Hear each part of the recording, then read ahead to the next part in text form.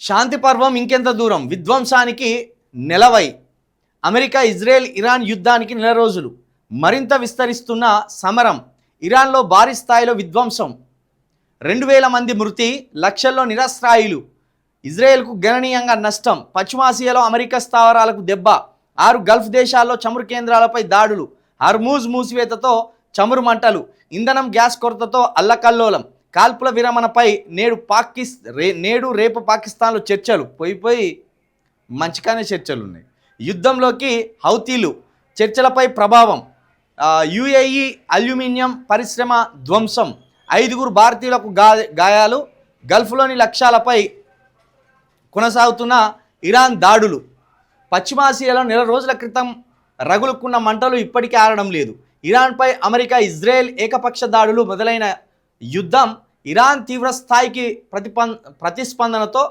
పశ్చిమాసియా అగ్నిగోళంగా మారింది ప్రతిరోజు కొత్త దాడులు ప్రతిదాడులు హెచ్చరికలు క్షిపణులు డ్రోన్ల గర్జనలతో యుద్ధం పరిధి మరింత విస్తరిస్తూ ప్రాంతీయ స్థిరత్వానికి సవాళ్లను విసురుతుంది హర్మోజ్ జలసంధి మూతపడి చమురు ధరలు పెరిగిపోయి ప్రపంచ దేశాలపై ప్రభావం చూపుతుంది అటు ఇరాన్ లెబనాన్లో లక్షలాది మంది ప్రజలు గూడు వదిలి గోసపడుతున్న దుస్థితి మొత్తానికి నెల రోజులు గడిచిందట ఇప్పుడు ఇరాన్ ఇజ్రాయెల్ అమెరికా యుద్ధం మొదలై నెల రోజులు గడిచింది ఈ నెల రోజుల్లో అమెరికాకు సంబంధించిన ప్రజలేమో 3000 మంది చచ్చిపోయిన అనేది ఇరాన్ వాదన 300 మంది సైనికులు గాయపడ్డారు అనేది వాళ్ళు చెప్తున్నారు ఇక ఇరాన్కు సంబంధించి 10,000 లోపు ప్రజలు మరణించినట్టు ఇక వాళ్ళ టాప్ లీడర్షిప్ మొత్తం తుడిచిపెట్టుకపోయింది ఇరాన్కు సంబంధించి ఇగో ఇంత అగ్నిగోళంలాగా మారింది అయితే కొంత బ్రేక్ ఇచ్చింది దీనికి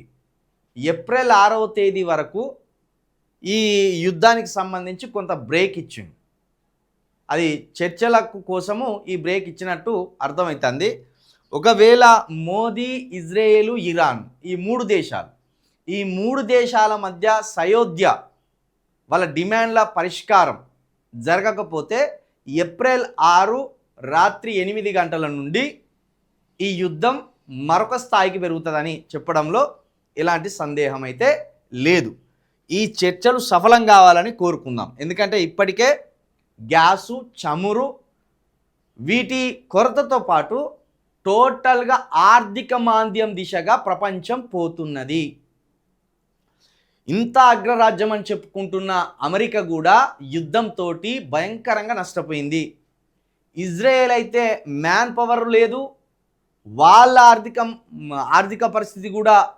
క్షీణించింది ఇక ఇరాన్ అయితే ఎప్పుడు కోలుకుంటుందో తెలియని పరిస్థితిలో ఇరాన్ ఉన్నది సరే ఈ 3 దేశాలు యుద్ధంలో పాల్గొన్నాయి నష్టపోయినాయి అంటే వేరు ఎందుకంటే వాళ్ళ మధ్య గొడవ జరిగింది కానీ ఇది మొత్తం యావత్తు ప్రపంచం మీద పడ్డది దీని ప్రభావం మొత్తం ప్రపంచం మీద పడ్డది మన దేశం మీదనైతే అత్యంత భయానకంగా పడ్డది ఎందుకంటే మనది అత్యధిక జనాభా ఉన్న దేశం ఒకటి మన దగ్గర అవసరాలు ఎక్కువగా ఉంటాయి పైగా మనము విదేశాలకు దిగుమతులు చేసుకునేటి విదేశాల నుండి మనం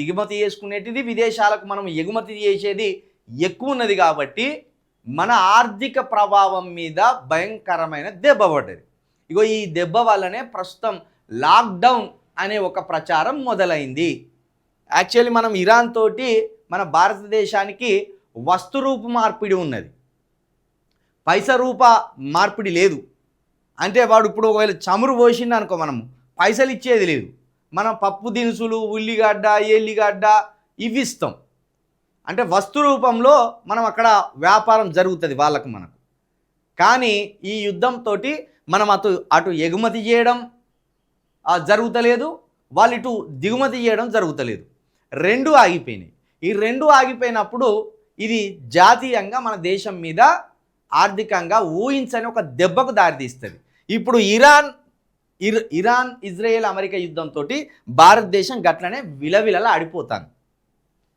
ఇక ఇందులో హర్మూజ్ జలసంధి అనేది టోటల్గా ప్రపంచ దేశాలకు వాణిజ్యం ఆ హర్మూజ్ జలసంధి మీదగానే జరుగుతుంది కాబట్టి వాళ్ళు అక్కడ హర్మూజ్ జలసంధి మూసేసి మొత్తం ప్రపంచాన్ని ఇరకాటంలో పెట్టే ప్రయత్నం చేసిండ్రు ఇక కాల్పుల విరమణపై నేడు రేపు పాక్లో చర్చలను అదే తీవ్రవాద దేశం మరి ఆ తీవ్రవాద దేశంలో అమెరికా, ఇరాను, మరి ఇజ్రాయేలు ఈ యుద్ధం గురించి అక్కడ ఏం చర్చలు జరుపుతారో తెలియదు. మొత్తానికి ఈ ఈ యుద్ధం వల్ల ఆఖరికి 5 భారతీయులు కూడా గాయాల పాలైంది. ఇంకోటి ఏంటంటే హౌతీలు యుద్ధంలోకి హౌతీలు దిగుతున్నారట. ఇది యెమెన్ అనే ఒక దేశం ఉంటుంది కదా. ఈ యెమెన్ అనే ఒక దేశంలో రాజకీయంగా సైనిక చర్యల పరంగా బలమైన గ్రూపు ఈ హౌతీలు. ఈ హౌతీలు ఇప్పుడు ఇరాన్కు మద్దతుగా ఈ యుద్ధంలోకి దిగడానికి సిద్ధంగా ఉన్నారు.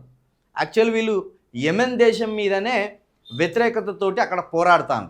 ఎందుకంటే ఈ హౌతీలకు రాజకీయంగా ఆర్థికంగా ఈ యెమెన్ ప్రభుత్వం వాళ్ళను సమానంగా చూస్తలేదు, మాకు సమానమైన అవకాశాలు ఇస్తలేదు అనే ఒక కారణంతో ఈ హౌతీలు ఎప్పటికప్పుడు యెమెన్ దేశం ప్రభుత్వం మీద వీళ్ళు నిరసన కార్యక్రమాలతో పాటు ఆ యుద్ధానికి కూడా దిగుతుంటారు వాళ్ళు, ఆ సైన్యం. ఇప్పుడు ఆ సైన్యము ఇరాన్కు మద్దతుగా ఈ యుద్ధంలోకి దిగడానికి సిద్ధమవుతున్నట్టు కూడా ఈ హౌతీలు ప్రకటించిళ్ళు. ఇక ఆ హౌతీలు ఇరాన్కు మద్దతుగా వస్తుంటే యుగండా దేశం ఇజ్రాయెల్కు మద్దతుగా వస్తుంది. యుగండా ఆర్థిక పరిస్థితి మొత్తం దీనమైన స్థితిలోకి వెళ్ళిపోయినప్పుడు ఇజ్రాయేలు ఈ యుగండాకు కొన్ని వేల కోట్ల రూపాయలను ఇచ్చి ఆ దేశాన్ని నిలబెట్టింది. ఆ విశ్వాసంతో ఇప్పుడు యుగండా అధ్యక్షుడు ఎప్పుడు యుద్ధం మొదలైనా మేము ఇజ్రాయెల్కు మద్దతుగా ఇరాన్ మీదికి యుద్ధానికి బయలుదేరుతామని వాళ్ళు ప్రకటన చేసిండు. ఇగో ఇట్లా ఈ 3 దేశాల యుద్ధం ప్రపంచంతో ముడిపడి ఉన్నది. కొంత ఇప్పుడు ఇలా అటు జపాను, చైనా ఇలాంటి కొంత పెద్ద దేశాలు కొంత గమనిస్తున్నాయి. ఇది కనుక ప్రపంచ యుద్ధంగా రూపాంతరం చెందిందనుకో, మనం కూడా ఎటో ఒక దేశం వైపు నిలబడవలసిన పరిస్థితి.